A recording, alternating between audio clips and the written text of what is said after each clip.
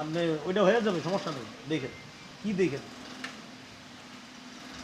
আপনারা তো আমরা দায়িত্ব দিছি দেখতেই, কিন্তু আলাদাভাবে দেখা করতে হবে কেন?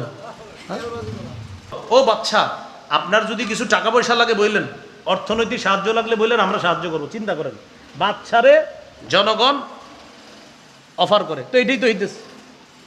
আমরাও কিন্তু দায়িত্বশীলদেরকে স্যার খেয়াল রাখেন, একটু বিষয়টা আমার দিকে খেয়াল রাখেন, উনি আমার খেয়াল রাখা দরকার। আপনি ওইটা হয়ে যাবে, সমস্যা নেই। দেখেন কি দেখেন, আপনারা তো আমরা দায়িত্ব দিছি দেখতেই, কিন্তু আলাদাভাবে দেখা করতে হবে কেন? ওই জাতি জুলকরনাইন বাদশাকে বলতেছে, ফাহাল না জালুলাকা খরজা, আচ্ছা আপনারা কি আমরা কোনো ট্যাক্স টুক্স দিতে হবে? বললেন দিব আমরা, আপনি দেয়ালটা বানায় দেন।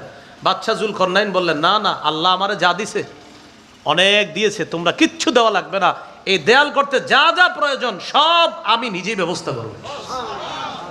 এই হলো মুসলিম শাসকের 5 নম্বর বৈশিষ্ট্য, জনগণের জন্য অকাতরে বিলিয়ে দেওয়া। বাস্তবিকই তিনি দেয়াল করে দিয়েছেন, সেখানে আপনার লোহার পাত দিয়ে আর গলিত সীসা ইত্যাদি দিয়ে তিনি সুন্দর দেয়াল করে দিয়েছিলেন। 6 নম্বর গুণ, মুসলিম শাসক জনগণের জন্য কিছু করতে পারলে সমস্ত কৃতিত্ব আল্লাহকে দিবে।